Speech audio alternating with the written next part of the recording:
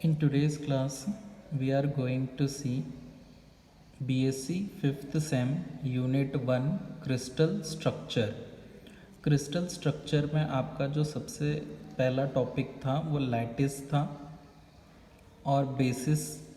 Lattice किसको बोलेंगे, basis किसको बोलेंगे, ये हमने लास्ट वीडियो में देख रखा है। आज के डेट में हम देखने वाले हैं unit cell and its construction. तो यूनिट सेल किसको बोलेंगे और उसका कंस्ट्रक्शन किस तरह से होगा, ये आज के क्लास में देखेंगे। सो लास्ट क्लास में हमने क्या किया हुआ था, इस तरह से डॉटेड बना रखे हुए थे फ्री स्पेस के अंदर। अब इन्हीं को हमने क्या बोला हुआ था, लैटिस बोल के बोला हुआ था। अगर हम फ्री स्पेस में डॉटेड ड्रॉ करते हैं, डॉट्स ड्रॉ करते हैं फ्री स्पेस के अंदर, और इनकी जो अलाइनमेंट होगी वो 3 डायमेंशन में होगी, यानी कि एक्स एक्सिस, वाई एक्सिस और जेड एक्सिस में हम डॉटेड लाइन को मेंशन करेंगे फ्री स्पेस के अंदर। और हर डॉटेड पॉइंट का जो आपका सराउंडिंग रहेगा वो आइडेंटिकल रहेगा, तो हमने उनको लैटिस बोल के बोला हुआ था। तो हम क्या करेंगे, ये फ्री स्पेस के अंदर जो डॉटेड पॉइंट्स हैं इसका एक छोटा सा पोर्शन लेंगे और इन सभी को हम क्या कर देंगे, सभी डॉटेड पॉइंट्स को ज्वाइन कर देंगे। सबसे स्मॉलेस्ट फिगर बनना चाहिए इन लैटिस पॉइंट का। अब ये जो बनेगा ये क्यूब बनेगा, ये 3 डायमेंशन है, यहाँ पे हमने मेंशन नहीं किया हुआ है, यहाँ पे उसका एनलार्ज फिगर देखने को मिलेगा। तो यहाँ पे पहले हम समझते हैं, अगर हम जो हमारा फ्री स्पेस में लैटिस पॉइंट ड्रॉ किए हुए हैं उसका सबसे स्मॉलेस्ट ज्योमेट्रिकल फिगर बनाएंगे जो कि एक क्यूबिक के फॉर्म में होगा। तो अगर स्मॉलेस्ट क्यूब बनाएंगे एक यूनिट सेल का, यानी कि ये 1 सेंटीमीटर या फिर 1 मीटर और ये 1 सेंटीमीटर, 1 मीटर, मिलीमीटर, यानी कि एक यूनिट लेना है, सिंगल यूनिट आपने क्या करना है, एक क्यूबिक शेल ड्रॉ करना है किसके अंदर, लैटिस के अंदर। अब इसी फिगर को हम एनलार्ज करके यहाँ पे देख रहे हैं जो कि क्यूबिकल फॉर्म में है। अगर हम इस यूनिट सेल जो कि शेप रहेगा क्यूब, अगर इसी को हम रिपीटेडली फॉर्म करते हुए जाएंगे सराउंडिंग के अंदर, जो कि आपका लैटिस है 3 डायमेंशन में, सभी डायरेक्शंस में इस यूनिट सेल को रिपीट करते हुए जाएंगे, तब आपका फॉर्मेशन होगा किसका, क्रिस्टल लैटिस का। द स्मॉलेस्ट ज्योमेट्रिकल फिगर किसके अंदर, लैटिस के अंदर। हमने ये स्मॉलेस्ट ज्योमेट्रिकल फिगर बनाया हुआ है लैटिस के अंदर, repeated again and again in different direction.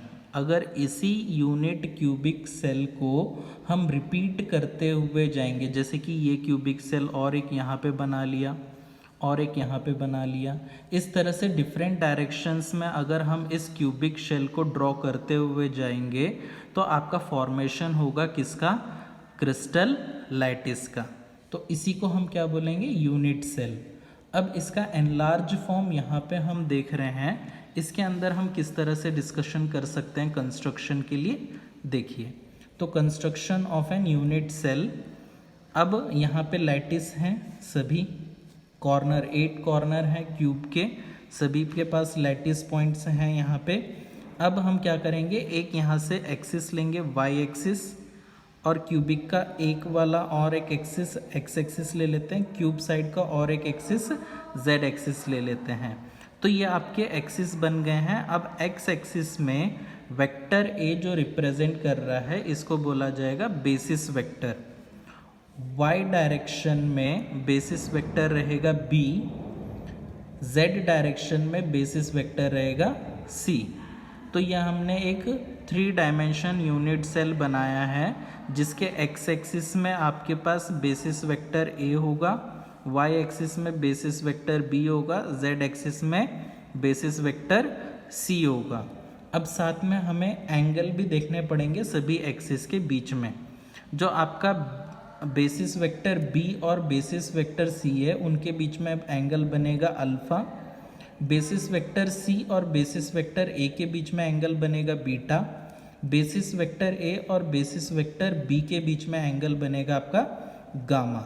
इस तरह से हम कंस्ट्रक्शन के फॉर्म में रिप्रेजेंट कर सकते हैं किसको, यूनिट सेल को। यहाँ पे वही मेंशन किया हुआ है। फिगर क्या रिप्रेजेंट कर रहा है आपको, 3 डायमेंशन यूनिट सेल, और unit cell is formed by the basis vector A comma B and C. और एंगल्स क्या बनेंगे आपके, alpha beta gamma. Alpha is the angle between basis vector B and C, beta is the angle between basis vector A and C, and gamma is the angle between A and C. तो आपको क्या करना है, unit cell में आपके लिए किस तरह से यूनिट सेल फॉर्म होंगे, उसका क्रिस्टल लैटिस कैसे फॉर्म हो सकता है, और यूनिट सेल में अल्फ़ा बीटा गामा एंगल हैं किसके बीच में, बेसिस वेक्टर्स के बीच में। इस तरह से आपने मेंशन करके आ जाना है एग्ज़ाम में। अब हम देखेंगे types of unit cell.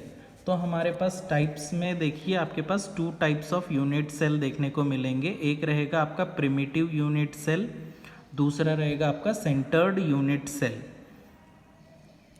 So primitive unit cell किसको बोलेंगे, अगर आपके पास सिंपल क्यूब है, यूनिट क्यूब का मतलब रहेगा आपके लिए कि सभी लेंथ ब्रेथ और हाइट इसकी रहेगी यूनिटी 1, तो हम क्या बोलेंगे उसको, यूनिट सेल।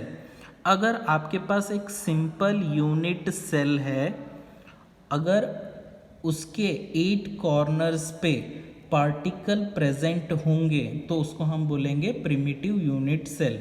सिंपल क्यूबिक के पास 8 कॉर्नर्स होंगे और उस 8 कॉर्नर्स पे अगर पार्टिकल रिसाइड करते हैं तो उसको क्या बोला जाएगा, प्रिमिटिव यूनिट सेल। अब नेक्स्ट सेंटर्ड यूनिट सेल किसको बोलेंगे, सेंटर्ड यूनिट सेल में क्या होगा, कंपलसरी आपके पास 8 कॉर्नर्स पे पार्टिकल्स तो प्रेजेंट रहेंगे, इसके अलावा और एक या फिर एक से ज़्यादा पार्टिकल प्रेजेंट हो सकते हैं, वो कहीं पे भी हो सकते हैं, उसके टाइप्स होंगे हम आगे पढ़ेंगे। लेकिन प्रिमिटिव यूनिट सेल में पार्टिकल्स सिर्फ कॉर्नर्स पे ही रिसाइड करेंगे यूनिट सेल ऑफ क्यूब में। और सेंटर्ड यूनिट सेल में 8 कॉर्नर्स पे तो पार्टिकल प्रेजेंट रहेंगे ही कंपलसरी, इसके अलावा भी एक या फिर एक से ज़्यादा पार्टिकल प्रेजेंट हो सकते हैं किसी भी यूनिट सेल के अंदर। So primitive unit cell, in this unit cell the particles are present only at the corner, सिर्फ कॉर्नर्स पे प्रेजेंट रहेंगे पार्टिकल यूनिट सेल के, which has 8 corner atom and 8 lattice point। सो इसके लिए कॉर्नर 8 बनेंगे तो आपके 8 पार्टिकल्स बैठे रहेंगे कॉर्नर्स पे यूनिट सेल के, और या फिर इसको बोल सकते हैं 8 लैटिस पॉइंट। इसी तरह से हम सेंटर्ड यूनिट सेल के बारे में भी देखेंगे। Now take centered unit cell, centered unit cell which has one or more particle in addition with the corner particle is called centered unit cell। यानी कि 8 particles तो आपके कंपलसरी रिसाइड करेंगे यूनिट सेल के 8 कॉर्नर्स पे, इसके अलावा एक या फिर एक से ज़्यादा पार्टिकल भी अगर आपके पास होंगे तो उस समय पे आप क्या बोलोगे, सेंटर्ड यूनिट सेल। अब सेंटर्ड यूनिट सेल को हमने क्या किया हुआ है, कैटेगराइज्ड किया है अगेन 3 टाइप्स में। तो वो रहेंगे आपके बॉडी सेंटर्ड यूनिट सेल जिसको हम BCC भी बोलते हैं, next faced centered unit cell जिसको हम FCC बोल के बोलेंगे, और एक एंड सेंटर्ड यूनिट सेल और बेस सेंटर्ड यूनिट सेल बोल के बोलेंगे। तो सबसे पहले हम कैटेगरी में पढ़ेंगे body centered unit cell. It contain 8 particle in addition with 1 particle at its body center। यानी कि 8 कॉर्नर्स पे तो पार्टिकल प्रेजेंट रहेंगे, इसके अलावा इस क्यूब का जो सेंटर होगा उस सेंटर पॉइंट पे भी एक एक्स्ट्रा पार्टिकल आपको देखने को मिलेगा। इस समय पे हम इसको क्या बोलेंगे, body centered unit cell. 8 particle at corner of an unit cell is compulsory. In addition to that, 1 particle is present at the center of this cube. Next face centered unit cell. Face center unit cell. अब cube के कितने face होंगे हमारे पास? 1 2 3 4. अब ये सामने की तरफ 5, पीछे की तरफ एक 6, तो कितने फेस हो गए? 6 फेसेस हो गए.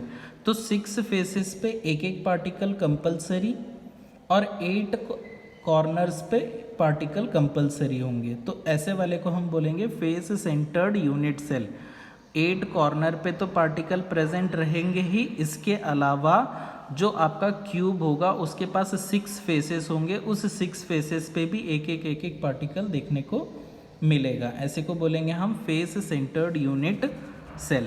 Lastly end centered unit cell. End centered unit cell में क्या होगा? आपके पास 8 पार्टिकल्स आपके कॉर्नर्स पे तो प्रेजेंट होंगे ही, इसके अलावा क्यूब में जो फेस रहते हैं कोई भी 2 अपोजिट फेस में एक एक पार्टिकल प्रेजेंट हो सकते हैं. चाहिए तो ये 2 अपोजिट फेस बने हुए हैं, इनमें पार्टिकल हो सकते हैं एक प्रेजेंट, या फिर ये 2 अपोजिट फेस हैं, इनमें पार्टिकल प्रेजेंट हो सकते हैं, या फिर ये क्यूब का फ्रंट और बैक साइड पे 2 अपोजिट फेसेस हो गए हैं, वहाँ पे 2 पार्टिकल हो सकते हैं. तो अगर ऐसा वाले कंडीशन बनती है तो उसको बोलेंगे हम एंड सेंटर्ड यूनिट सेल या फिर बेस सेंटर्ड यूनिट सेल.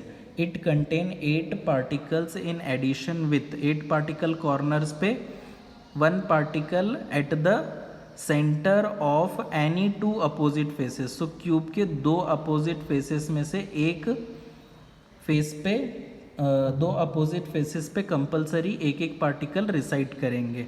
सो आइए हम इस तरह से ड्रॉ करके देखेंगे एक बार फिर से यहाँ पे कि बॉडी सेंटर्ड और आपके पास फेस सेंटर्ड एंड सेंटर को किस तरह से आप रिप्रेजेंट कर सकते हैं.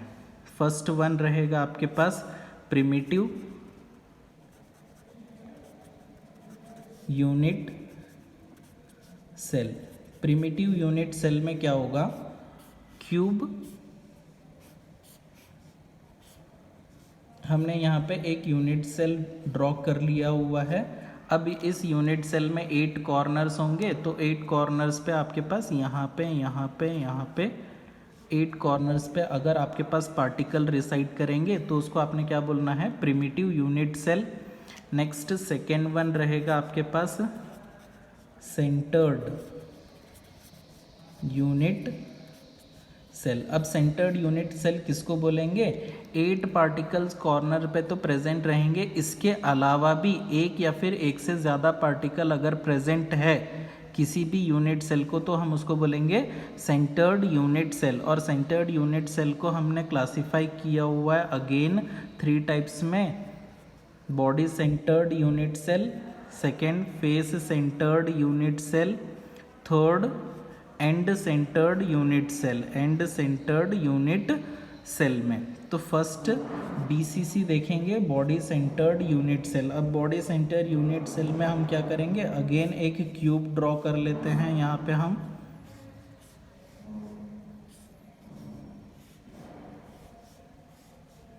अब 8 पार्टिकल्स ऑलरेडी प्रेजेंट रहेंगे BCC में, जो कि प्रिमिटिव सेल ही कहलाएगा आपके लिए यूनिट सेल. इसके अलावा अब इस क्यूब का सेंटर पॉइंट जहाँ पे है वहाँ पे एक पार्टिकल को आपने रिसाइड कराना है, तो ये बन जाएगा आपका base body centered unit cell. Next face center unit cell देखेंगे. फेस सेंटर्ड यूनिट सेल, इसमें अगेन हम क्या करेंगे? क्यूब ड्रॉ करेंगे. क्यूब के हर एक कॉर्नर्स पे कंपलसरी आपने क्या करना है? पार्टिकल को रिसाइट कराना ही है, जो कि प्रिमिटिव सेल होगा. इसके अलावा और भी पार्टिकल्स रिसाइट कराओगे तो वो BCC, FCC और ECC के अंडर में आएगा. तो फेस सेंटर में भी हम क्या करेंगे? 8 पार्टिकल को रिसाइट कराते हैं कॉर्नर पे. अब इसके पास फेस कितने हैं? एक ऊपर नीचे 2 फेस हो गए, तो 2 फेस के सेंटर पॉइंट पे एक लेफ्ट और एक राइट साइड, तो यहाँ पे भी पार्टिकल रिसाइड कराया, एक बैक साइड एक फ्रंट साइड, तो फ्रंट साइड पे भी। तो 6 फेसेस थे हमारे पास, तो 6 पार्टिकल हर एक फेस के सेंटर पे हमने ड्रॉ कर दिया। इसको बोलेंगे हम face centered unit cell. Lastly होगा आपके पास कौन सा, end centered unit cell, third one end centered unit cell. अब एंड सेंटर्ड यूनिट सेल में क्या करेंगे हम, फिर से एक क्यूब ड्रॉ करेंगे और 8 कॉर्नर्स पे आपने पार्टिकल को रिसाइड करा देना है। 8 पार्टिकल्स को हम कॉर्नर पे रिसाइड कराएंगे।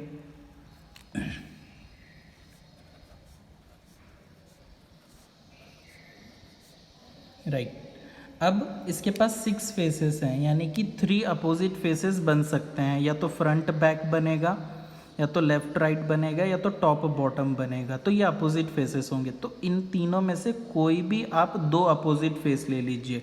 मैं टॉप और बॉटम ले लेता हूँ। टॉप फेस पे सेंटर पे आपने क्या करना है, एक पार्टिकल रिसाइड करना है, तो इसका अपोजिट कौन सा होगा, बॉटम वाला फेस, तो वहाँ पे एक पार्टिकल रिसाइड करना है। आप चाहिए तो लेफ्ट और राइट फेस पे भी कर सकते हो, फ्रंट और बैक साइड वाले भी फेस पे आप क्या कर सकते हो, पार्टिकल को रिसाइड करा सकते हो। बस इसमें याद रहे कि आपने क्या करना है, अपोजिट फेसेस को चूज करना है। तो ये हो गया आपका एंड सेंटर्ड यूनिट सेल और base centered unit cell. So that's all for today's class.